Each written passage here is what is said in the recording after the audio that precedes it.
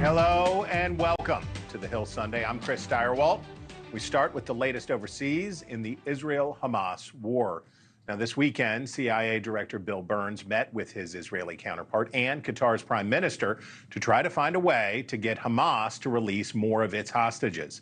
This comes as thousands of protesters across major cities in Israel rallied to demand Prime Minister Benjamin Netanyahu and his government secure the release of any living hostages still held by the terror group, while European nations ratchet up pressure on Israel and its leader. Here in the U.S., President Joe Biden continues to face pressure from both pro- and anti-Israel factions as the war drags on. With us now is Democratic Congresswoman Madeleine Dean of Pennsylvania, member of the House Foreign Affairs Committee, as well as the House Judiciary Committee. Thank you for making time for us. Welcome. Okay, I want to start with this. Good morning. Mike Johnson, the House Speaker, says that Prime Minister Netanyahu will soon address a joint session of Congress, but we haven't heard if Senate Majority Leader Chuck Schumer will co-sign. Now, some, like former House Speaker Nancy Pelosi, say it would be inappropriate. What do you say?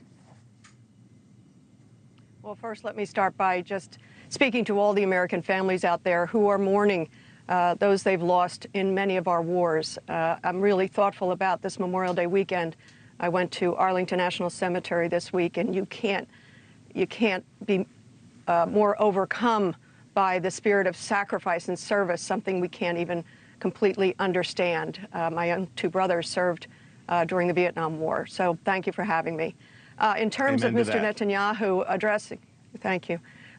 In terms of Mr. Netanyahu addressing a joint session, I'll leave that up to our leadership to decide the best approach to that. I will say that if he comes, I, of course, will be in my seat. I want to hear from the Israeli Prime Minister.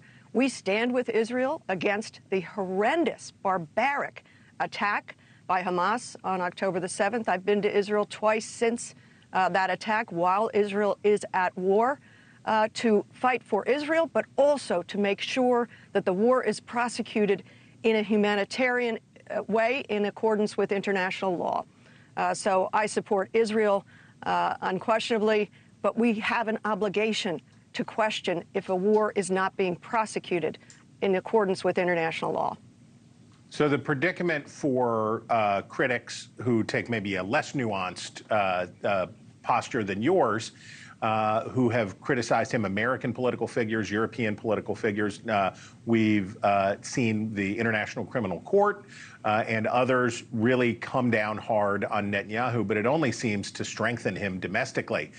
Is there a problem about external critics actually strengthening Netanyahu as opposed to letting the Israeli people sort this out on their own? I'm not sure I agree with the premise. You spoke about the hostages. I wear this because this was given to me by hostage families. I can't understand how the world hasn't come down on Hamas and demanded the return of the hostages.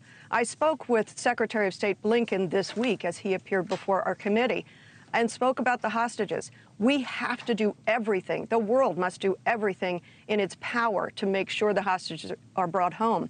So you see Mr. Netanyahu at home not enjoying great popularity because of his failure to bring the hostages home. I think the United States has an important role to play.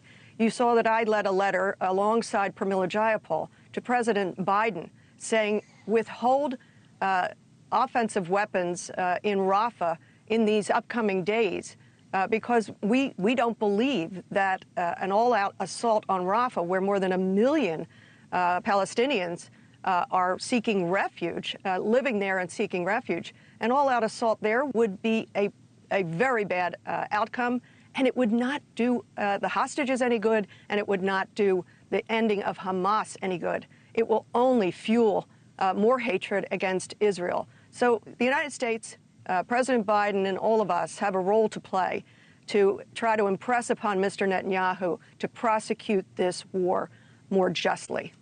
Thanks for watching. Go to joinnn.com to find News Nation on your television provider. And don't forget to click the red subscribe button below to get more of News Nation's fact-driven, unbiased coverage.